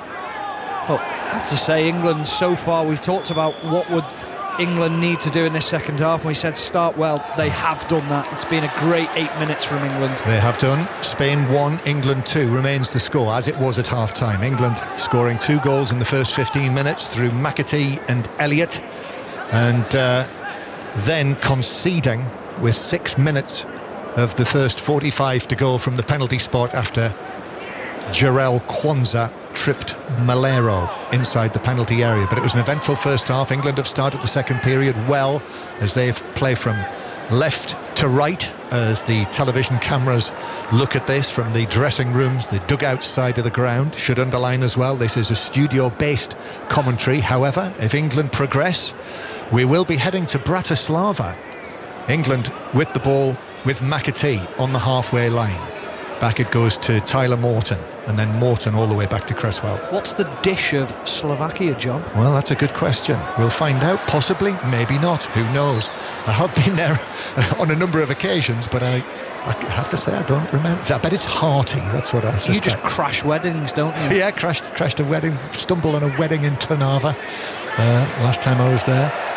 Spain with the ball, playing to the edge of the area, could open up here. Matteo Joseph now, left foot shot, deflected by Livramento up in the air, and then cleared further away by England. But a rare moment there where England were really stretched, and I think it was 2-on-2, wasn't it? Yeah, it really was, and it was poor from Matteo Joseph. He took too long to get the shot away, never really looked comfortable when he got on the ball. And, he hasn't really affected this game at all, Matteo Joseph. He's been really quiet, but that was his opportunity. He didn't take it. Yes, scored in the first match, the win against Slovakia in the opening match of the tournament when Tina sang her song. Do you remember that? Here is Hugo Bueno, that little opening ceremony that they had. Hugo Bueno plays it back to Mosquera, and then Mosquera to Tarrega. Spain with the ball inside the England half, and we've seen relatively little of that during the second half so far. Still 35 minutes to go, but right now with this scoreline it would be England-Netherlands on Wednesday in the semi-final. But there is the possibility here of extra time, penalties if needed. Ball played through into the penalty area for the run of Malero, but it's all the way through for a goal kick. And it remains Spain 1, England 2, and the national dish of Slovakia, courtesy of producer Gary Flintoff, is Brinzova halushki, which consists of small potato dumplings topped with a special cheese sauce and crispy bacon or pork fat. So hearty. I told you it'd be hearty. A couple of changes for Spain. Morrow is going to come on the right-hand side. And I thought he was impressive against Italy when he played in that match, and also it is the Athletic Bilbao midfielder Mikel Jauragiza who has come on as well, and they've taken the places of Juan Luis Sanchez and the captain Turrientes has gone off, which has happened in the tournament before, and he's given the armband, as I suspect he has here, to Javi Guerrero, his midfield partner. But double change for Spain now, Stephen. Yeah, surprised that Turrientes coming off. I thought he'd done well. I thought his passing range was really positive when he got on the ball, looked to switch the play and always forward thinking. But they do need an answer, Spain. They need to find a way to get back into this game. He's got a little bit of the Ander Herrera about him, I think. Turrientes. Yeah, it's a good shout. As Beadle clears from the 6-yard box, it's out of play for a throw-in to Spain. So Spain take it quickly, 2-1 England lead. 5 Live, BBC Sounds as well to listen to 5 Live. Spain with a cross, Kwanzaa stretches, clears it with his right foot, out to Rowe, who got a hefty challenge in the back, no free kick. England clear it away, but Spain are able to take up possession again. 12 minutes played in the second half. The choice of listening, there is a choice of listening tonight. Sports Extra, if you tune over there, you will hear commentary on the third round of the Women's USPGA Championship. Ian Carter is in Texas. He's near Dallas in Frisco, which is, as I was reading earlier If you remember Dallas, do you remember Dallas, J.R. Ewing and all that? I certainly do. The film, the early series of Dallas in Frisco. That's where the Ewing family farm was. Interesting. Yeah, Ian Carter's there, Cowboy Carter, as Mosquera plays the ball into the centre circle, gets it back, and to his left, and it is Guerra who has got that luminous yellow captain's armband on. Hugo Bueno. We might see him, might we now, for Wolves, now that Ait Nouri has moved on to Manchester City. Could well be starting for Wolverhampton Wanderers, whose first match will be in the 5:30 kickoff on the first Saturday against Manchester City. Here's Diego Lopez cutting in field from left to right, curls it all the way across to the right-hand side, and it is Raul Moro who's just come on, the Valladolid right winger, who in the end just wins a throw-in for his team. They love a winger, don't they? They love a nippy winger. Diego Lopez on one side, and now instead of Wanlu, it is Raul Moro on the right. Yeah, it's very much the blueprint of how Spain like to set themselves up, isn't it? When you think of the first team, the Under-21s, the Olympics team, you always have that 1v1 winger who's great at attacking players. And you think of the first team, like amazing Yamal at the moment and Nico Williams. Yeah, as England come forward with Elliott, plays it in the box. Stansfield went for the early cross, but it was easily cleared away by Tarrega. He was trying to pick out the pass to the far side of the penalty area, and then a free kick for the challenge on Diego Lopez by Elliot Anderson. Spain 1, England 2, and we have half an hour of this quarter-final to play. Anderson just catching Diego Lopez with his hand on the side of the face. It doesn't get given in England, does it? In the Premier League, the Championship. Oh, here's Moro. Moro away down the right-hand side. Joseph waiting in the middle. It's pulled back. Guerra with a chance, saved by Beadle, and then another save by Beadle as Guerra on the follow-up. An excellent double save by the England goalkeeper.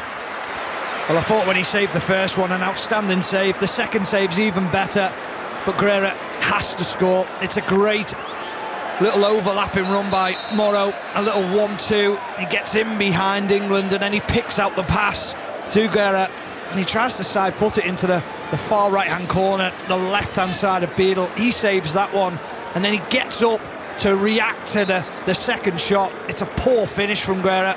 He should be levelling up for Spain. A big opportunity. Double save from the Brighton and Hove Albion goalkeeper.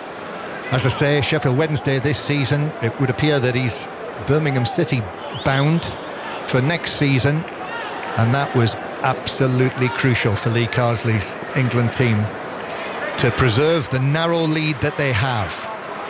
Guerra, Javi Guerra, the number 6, the Valencia midfielder, with the two chances there, as Stephen Warnock says, really should have buried one of them, but Beadle was able to make the saves. And England now come forward over the halfway line. Harvey Elliott, who was quickly challenged. Livramento, no, Matteo Joseph got there first. Matteo Joseph now cutting into the penalty area on his right foot, goes for the curler, but it was straight at Beadle, who was able to fall forward and gather the ball up into his chest. Yeah, he does well, Matteo Joseph. He backs Livramento into the penalty area, and Livramento knows that he can't dangle a leg. Tries to bend it round Livramento into the far right-hand corner. Can't quite send it wide enough, and it ends up being straight at the goalkeeper. But a few warning signs now for England. Spain's starting to up the pressure and up the tempo. Don't forget that Matteo Joseph did actually play for the England under-20s. He went to the under-20 World Cup a couple of years ago with a number of these players, and then switched his allegiance. His dad is English. His dad is a cousin of Emil Heskey, and here he is playing against England. And a couple of opportunities for him in the match. Shot there was straight at Beadle.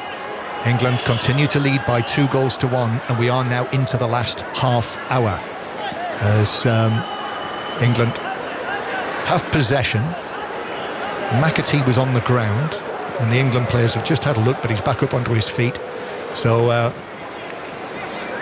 there's no cause to put the ball out of play. Elliott playing it down the line for Livramento, who tried to get round the outside, did Diego Lopez, who was just quick enough. And then Elliott is into the challenge. against Joseph to put the ball out for a throw into Spain, 10 yards inside their own half. 2-1 it is. If you weren't listening in the first half, the temperature over in Trnava, which is not too far away from the capital, Bratislava, probably about half an hour, 40 minutes drive, that's all. It is a very pleasant, for football, 19 degrees as England headed forward. And then Guerra volleys it away downfield, but Kwanzaa is able to head it back to Beadle. In fact, 17 degrees is the latest temperature that I'm being told that it is in Trnava. Long pass downfield, Mosquera is able to come across, finds the pass to Hugo Bueno, then to Terrega on the edge of his own box, back to goalkeeper Iturbe, but that's given away. Anderson now to roll, 25 yards out, turns, sets off into the area, shoots left-footed, but via a deflection, it's a corner to England. Yeah, he does well, Pubil, to get across and put pressure on Jonathan Rowe as he tries to go on the outside of him and get that left foot shot away towards the goal. But the paw at the back at playing out a couple of times now. Mosquera and Terrega have been caught out trying to play out. They're not comfortable doing it. They're good in 1v1 situations, defending, not too comfortable on the ball, which is quite unusual for a Spanish team. Tyler Morton has gone across to take this corner now that Alex Scott is off the field. So the first choice corner taker, Tyler Morton, left arm raised, Morton's corner to the back post, Kwanzaa stretching for it. There's all sorts of grappling going on there, and the ball actually bounces between him and Pubil and bounces out of play, and it is just a goal kick. 25 minutes to play. Yeah, so far so good for Lee Carsley and his men, making sure that they are organised at the back. There's been a couple of opportunities for Spain, but they've managed to ride that out, and now they're starting to get back on the ball, create a few opportunities again for themselves. Yes, cup tie football now, knockout football, and we have the classic situation where next goal is absolutely crucial. And here is Raúl Moro again down the right-hand side, pulls it back, a little flick to the edge of the 6-yard box, but Cresswell for England was in the right place just to whack it away to comparative safety. And actually, England are back in possession, and McAtee is able to make ground, take it on 10 yards inside the Spanish half. Jonathan Rowe now coming on the left-hand side. Elliot Anderson puts his foot on the ball and plays it back to Cresswell. Cresswell squared to Kwanzaa, and Jarell Kwanzaa, this central defensive partnership that England have had throughout the tournament, started all 4 matches. Kwanzaa on the left, so if you like, in the Van Dijk position, which I have to say I can't remember seeing him play as the left-sided central defender for Liverpool, because it always seems to be Van Dijk. Ball played forward for Elliott, but the offside for Stansfield, but the offside flag is up, and it's a free kick to Spain. Yeah, he's been a real pest, isn't he, Stansfield, in that forward area, not giving the centre-backs a moment to think, to breathe. He runs off the back of Mosquera, probably half a yard too quick, too soon, but again, it's just the thought process of knowing that you turn the ball round the corner, he's there, he's alive to that situation. Jay Stansfield, I suspect, has done everything Lee Carsley has asked of him this evening. I hope he's seen it though, John, as well. I hope he knows how hard he's worked for the team, and he will. He'll understand that, because he's rewarded his manager, who's put a lot of faith in him tonight with a really positive performance. Yeah, I've seen him a few times for Birmingham City this season, and this is typical. Apart from the goals, you can very often rely on him to get one or two. Here is Cresswell with the ball at the back. Cresswell long and right-footed to the halfway line. That is headed forward by Mosquera. Diego Lopez infield. Now Molero towards the edge of the box. Joseph is there. Diego Lopez once again back to Hugo Bueno. Spain continue to have possession inside the England half. England, though, leading by 2-1. Spain now with Moro on the right-hand side. Here's the cross, low, right across the 6-yard box, and Cresswell, decisive defending from Cresswell. That could have gone anywhere, and he managed to stretch in and steer it past his own post behind for a corner. Really positive again from Raul Moro down that right hand side. The substitute feeds the ball to Poubel, and he has knocked in now 3 outstanding balls. But Cresswell, he does extremely well to clear it. Spain take a quick corner. They do, and it's played back now for Moro, who gives it back to Guerra. Guerra's low ball into the box. It's teed up. Now an important sliding challenge there on Molero, who looked for all the world as though he was going to be able to move it from foot to foot, but the defender came in and whipped the ball away from him. Yeah, I think it was Elliot Anderson who got the challenge in. Spain now on the counter-attack again. Testing period this for England. Spain have stepped it up here with the substitutions that have been made by Santi Denia. Guerra back to Poubel. Here's another cross from Poubel. That's well headed away by Cresswell. He got himself round the other side of Joseph. That's Leeds present against Leeds past, isn't it? Cresswell and Joseph together, central defender and centre forward. Spain again, Moro and Molero might have found himself a little bit of space. McAtee still going Molero into the penalty area. Hinchelwood is just able to get a touch on that, and England should get it away. Back it goes to Cresswell again, and then England pass it out from the back. Under pressure, England, but lead by 2-1. Still 20 minutes to go. England in the centre circle. McAtee, now it might open up for England. Tyler Morton carrying it forward to the edge of the area. Morton shoots! Oh, just wide of the post. Flicked the outside netting on its way wide. Goal kick, Spain. Yeah, high five from his captain McAtee. Realised the positiveness of Tyler Morton. He started the move with a little round the corner in his own half, and he drove through the heart of midfield. And as he's getting away from the Spain defender, he just tries to find the top corner. It's always going wide because of the strike he has, but we've really got a game on our hands now, John.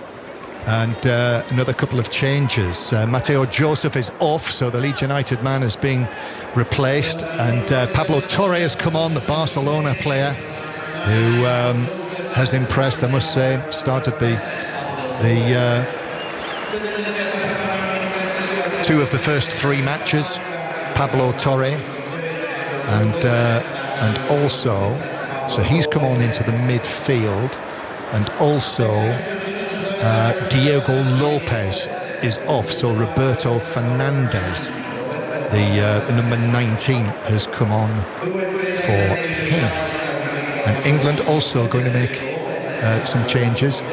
James McAtee is off, and Harvey Elliott. So McAtee and Elliott are off, Stephen, with Hayden Hackney and Norton Cuffy coming on as well. So that's going to be a little bit of a rejig, isn't it, for England, with Brooke Norton Cuffy coming on? Yeah, I think he just feels like he wants a little bit more energy, but also a little bit more defensive resilience to the way that Spain have dominated the ball. People might look at it in a negative way, but I think of Norton Cuffy when he came on in the last game, very positive down that right hand side. He's not shy at going forward. So the ball just miscontrolled out of play for a throw into England, who are clearly in no hurry here. We're in the 72nd minute, and it does look as though Brooke Norton Cuffy is going to play in a right-sided midfield role ahead of Livramento. Yeah, and I think that's because of the threat that Spain are carrying down the wings now. It's almost like they want to shut up shop against those, make it very difficult for them to get on the ball. England take the throw. The announcement in the stadium going through the substitutions. Norton Cuffy does well to keep that ball in and cross it. Rose chasing it, but Spain have been able to scramble it away. Do you think it's a good time to mention the fact that Spain have been quite adept at scoring late goals at this tournament, Stephen? Well, it's always a good time. It's never a good time to say that on behalf of England, but... Scored a late winner against Slovakia, scored 2 late goals against Romania, and here we are now entering the closing stages. They are getting stronger though, aren't they, John? They really are improving. Well into the last 20 minutes now. England inching closer to a semi-final date. The defending champions against the Netherlands on Wednesday in Bratislava. England can't keep the ball in on the far side. Spain with the throw. So Spain get it moving again inside their own half in the stadium, amongst all of those red seats in Trnava. Almost 20,000 capacity, I reckon maybe 7,000 or so, which is bigger than many of the attendances at the FIFA Club World Cup, where Urawa Red Diamonds were winning 1-0 against Inter. Spain coming forward, shot from the edge of the area from Molero, which is deflected well wide of the goal and behind for a corner to Spain. Yeah, I think England got away with one there because I think he makes the wrong decision. He's in a position where he can perhaps take the defender into the box. It's been taken quick. Corner taken and then swung into the area, headed away by Kwanzaa. Spain with Hugo Bueno, Javi Guerra, who's in the sort of left-sided position, being chased, but Brooke Norton-Cuffy got the challenge on that. Hayden Hackney as well, coming on into the midfield for England. Hackney actually has been dispossessed. Anderson, though, wins it back for England and then draws the foul, and it's a free kick to England in their own defensive third. He did well there, didn't he? Elliot Anderson knew his defensive midfielder was in trouble in Hayden Hackney, just given up on the ball and thought the ball had gone out of play. But Elliot Anderson there to help him out. Just they've got that little bit of defensive solidity now with them three holding midfielders there. They have, with Anderson and Morton and Hackney, and obviously Brooke Norton-Cuffy is on as well. It does very much look as though that England lineup now is designed to hold what they have and find a way through, be difficult to get past and claim their place in the semi-finals. 15 minutes to go. Spain 1, England 2. 5 live from the BBC. Once we wrap things up, Stephen Nolan will be taking over, so if you've switched on for Stephen, he will be here before too much longer, unless there's extra time, of course, as Brooke Norton-Cuffy deflects it out of play. And it's Spain who will have this. Is this a throw? No, it's a corner. It was out for a corner. He won a corner, Brooke Norton-Cuffy. So it is a corner for England. Lots of movement inside the penalty area. Anderson takes it, takes a glancing flick, and is then cleared away on the edge of the box for Spain. Anderson back onto it for England. Down the line for Tyler Morton. Morton still going, beats his man. Morton now into the penalty area, is eased into, goes down. The referee's having none of that.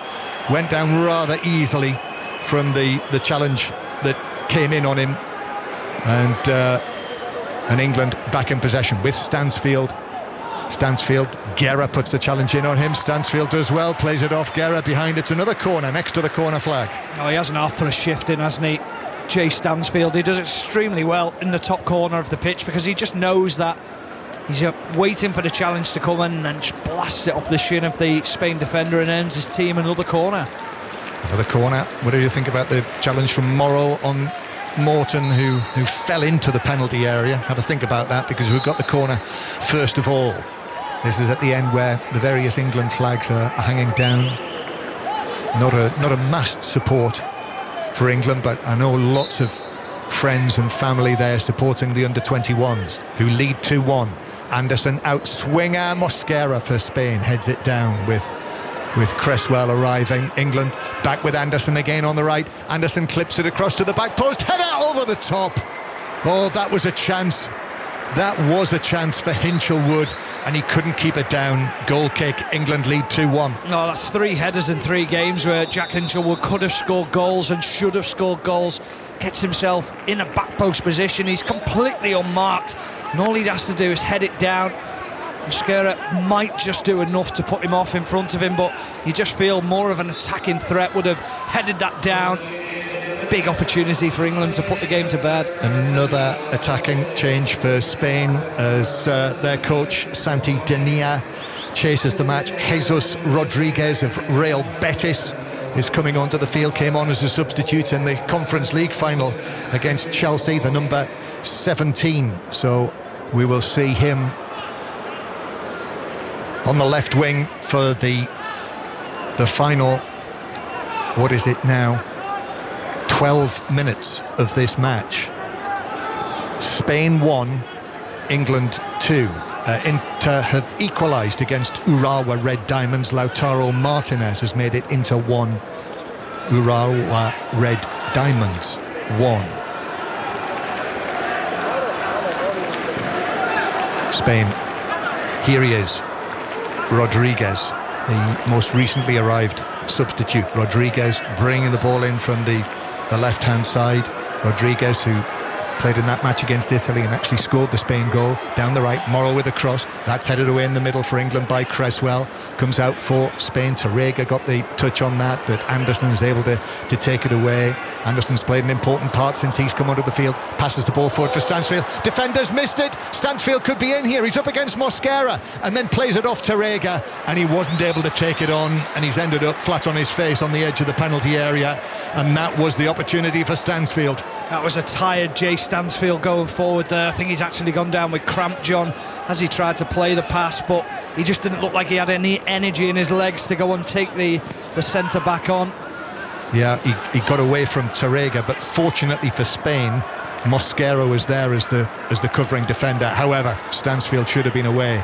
Morrow now for Spain at the other end. Left-footed ball into the box, half cleared away by Kwanzaa, and he's fortunate there, and he cleared it straight to his teammate Jonathan Rowe, who just wallops it away downfield and says to Stansfield, chase that. Now you've recovered from your cramp. 10 minutes to go, actually a few seconds over 10 minutes. The clock is ticking very slowly for England. Here's the number 17 for Spain, Rodriguez, fresh into the match up against Livramento, into the penalty area, still going, then plays it back to Guerra, who actually miscontrolled it, and now Pubil to the edge of the box, little dink, but that's going nowhere for Spain, and Livramento just allows it to bounce through for a goal kick, and it remains Stephen Warnock. Spain 1, England 2. Yeah, just as the wide players look to come inside from Spain now, they're running into numbers because of the changes that Lee Carsley's made. It's very heavy in that midfield area. Positive change now from Lee Carsley, though. Now then, with Nwaneri, and it is the 18-year-old Ethan Nwaneri. We did say, didn't we, at the start, that we would expect to see him come into the game, having been left out of the starting lineup today, and that's what's happening. Yeah, I just wonder whether it'll be Jonathan Rowe through the middle and Nwaneri across onto the left-hand side, or whether he'll just stick with what's happening and just put Nwaneri like for like down the middle. Possibly down the middle. Now Norton Cuffy's on that right-hand side. Let's have a look. He seems to be going centrally as much we can make out from the pictures, which helpfully is showing us a close-up of him. Yeah, Jonathan Rose stayed out on that left-hand side, John. Yeah, and here he is. Yeah, centrally it is for Ethan Nwaneri.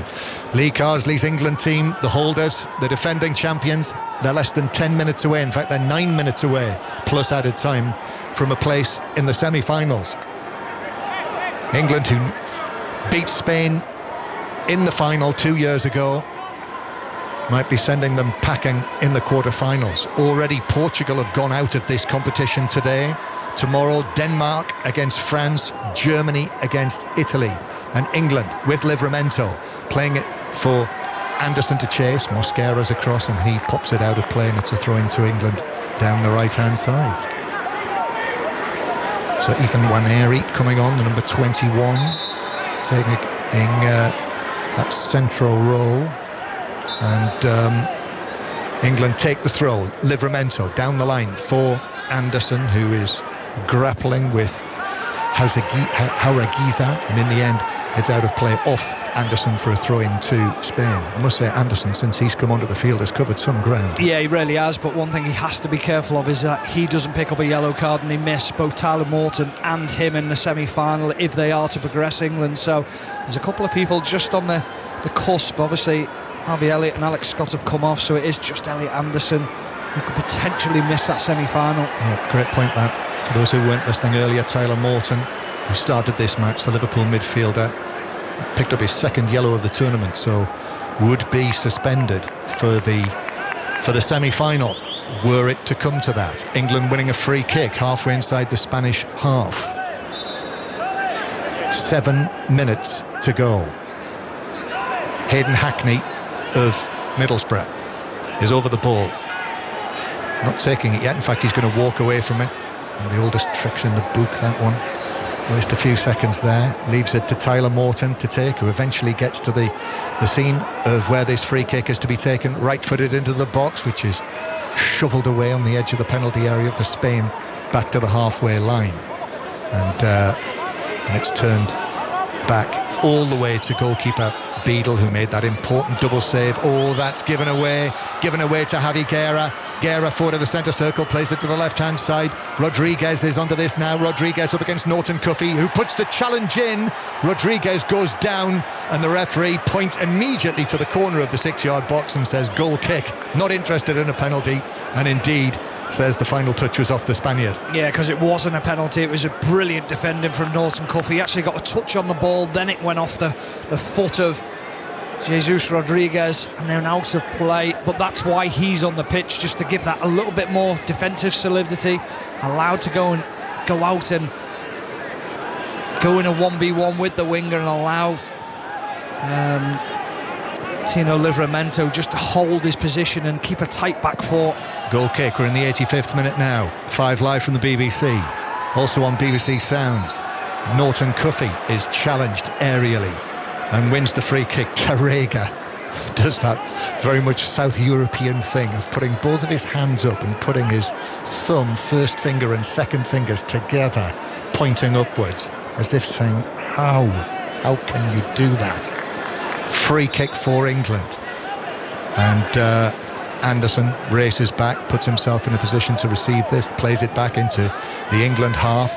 Then Kwanzaa and Cresswell together. Cresswell has to turn, and under pressure, thought that might have taken a flick off the Spanish player, but it didn't. It's out for a throw-in to Spain on the halfway line. Tense moments these. England underdogs coming into this match. Spain 1-2, drawn one of their group matches. England, who lost to the Germans. Waneri, though, is carrying it forward for England, still going into the box. Waneri shot, that's blocked, comes out into the edge of the penalty area where Hackney's able to take up possession for England. And the Middlesbrough midfielder takes it out into the full-back position. Waneri now for England, stabs it to the edge of the box. Anderson with a touch, defender gets a foot in, and Spain are able to play it away, and England have got to get back now into position. Norton Cuffy is picked up for the foul in winning it back, and actually he's going to be yellow carded. Still on the ground, Norton Cuffy. Italian referee runs over to him, points at him, tells him to get up, shows him the yellow card.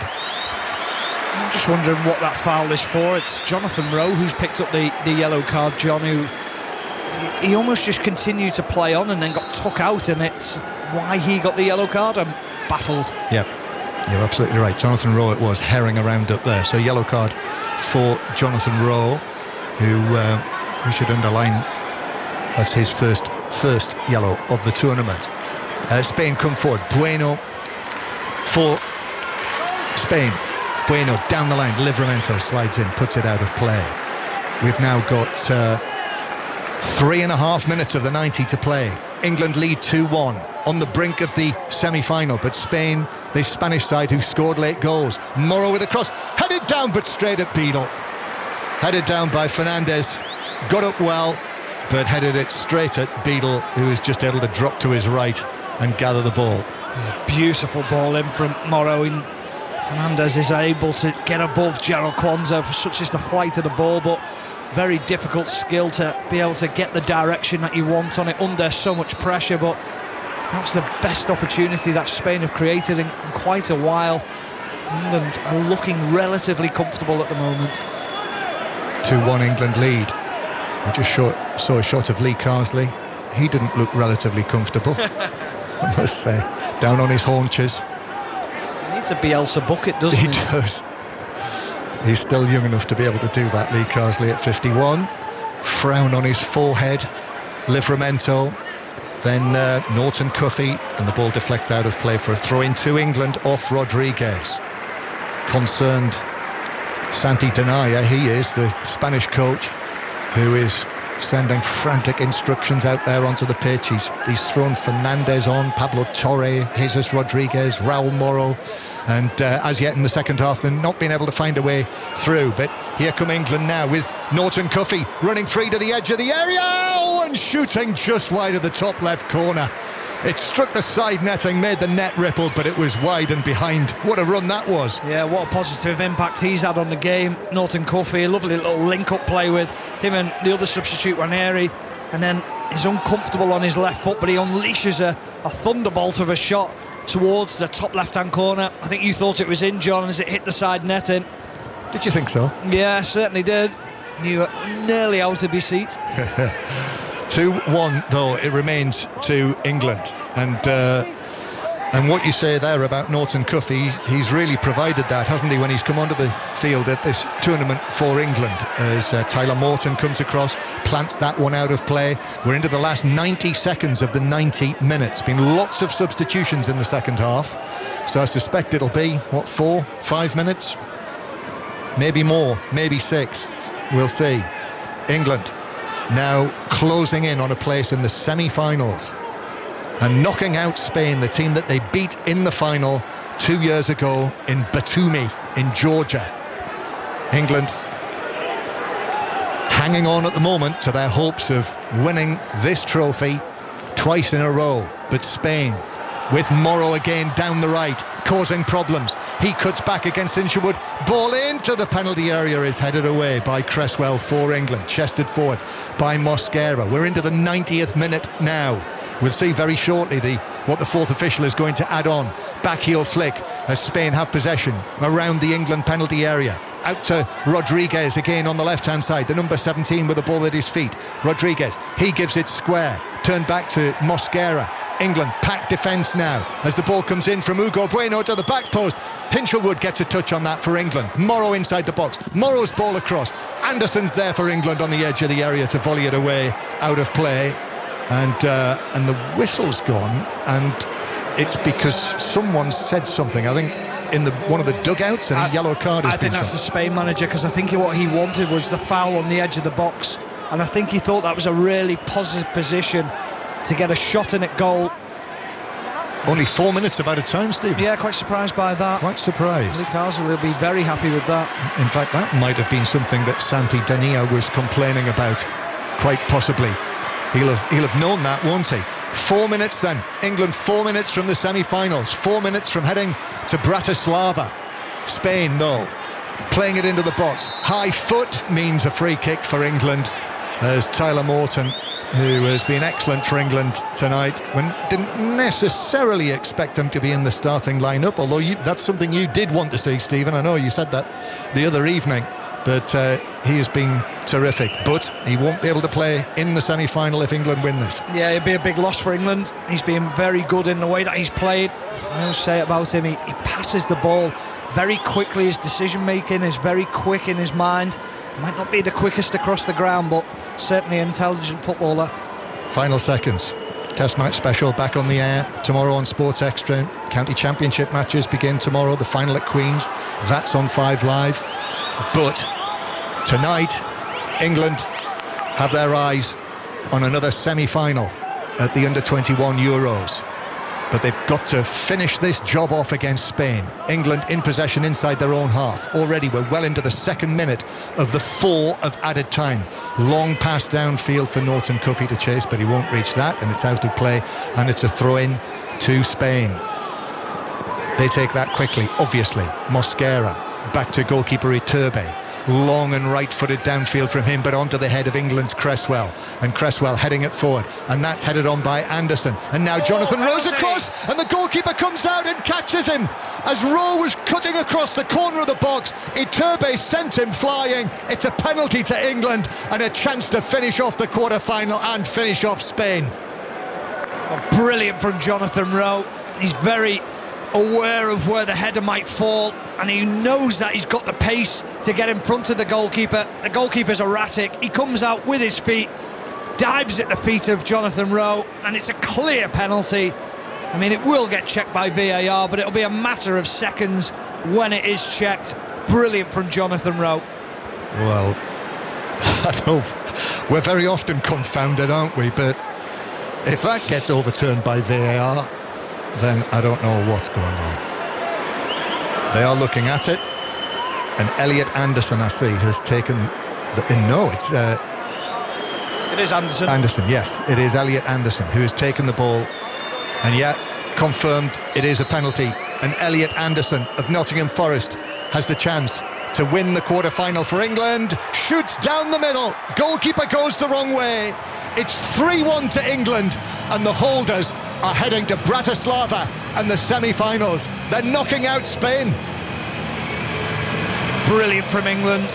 It's been a tough second half for them. Credit to Lee Carsley and his men, because he's made some great changes, Lee Carsley, in the second half. People will think they were negative, but they weren't. It just allowed them to build a platform, and one of the subs has an impact by winning the penalty, and one of the other subs scores the penalty very confidently, sends the goalkeeper the wrong way, almost just dinks it down the middle with a little bit of pace on it. That's a really good penalty from Elliot Anderson. Celebrations on the bench as well with Ashley Cole. Spain 1, England 3. What a turn-up this has been.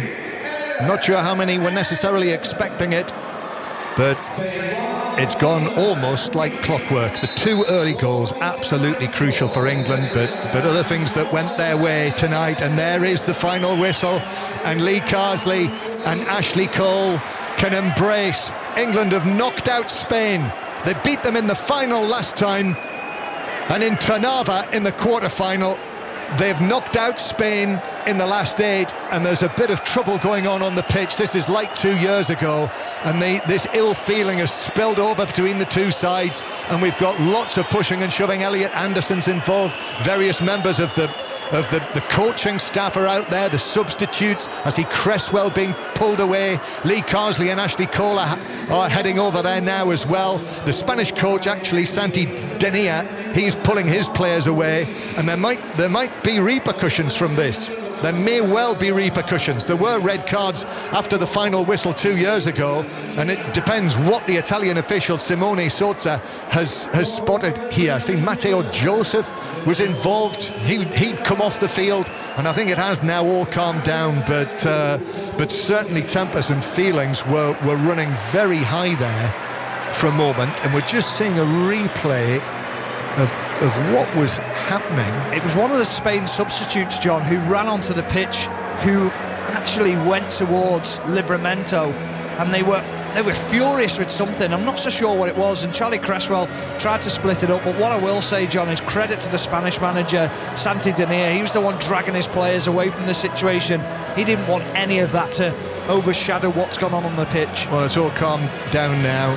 I mean, Lee Carsley is still out there. The England players have moved away together and have gone to the England supporters and their friends and family who are in the stands. And it's to be hoped that there isn't further action taken. England have already lost Tyler Morton with suspension for the semi-final, and we'll just have to wait and see what transpires after that. But all in all, Stephen Warnock, very good night for Lee Carsley again. Yeah, a night that we were hoping would arrive at some point during this competition for the England Under-21s. They've been poor through the group stages, but a little bit of a tweak in personnel tonight, a little bit of a tweak in the system, and it paid dividends for England. They were superb, a lot quicker, more energetic, more dynamic, more thought up front, more inventive. A really positive display, and what a result that is against Spain. So we're off to Bratislava then? We certainly are, for some potato. Yes, for dumplings. I can tell you that Inter have beaten Urawa Red Diamonds at the Club World Cup in America. A late goal for them, so Inter 2, Urawa Red Diamonds 1. And England with goals from McAtee, Elliott, and that late Elliot Anderson penalty which clinched it. Javi Guerra scored with the penalty just before half-time for Spain, which certainly made it interesting. It was a tense contest in the second half, but Spain are out, England go on. Spain 1, England 3.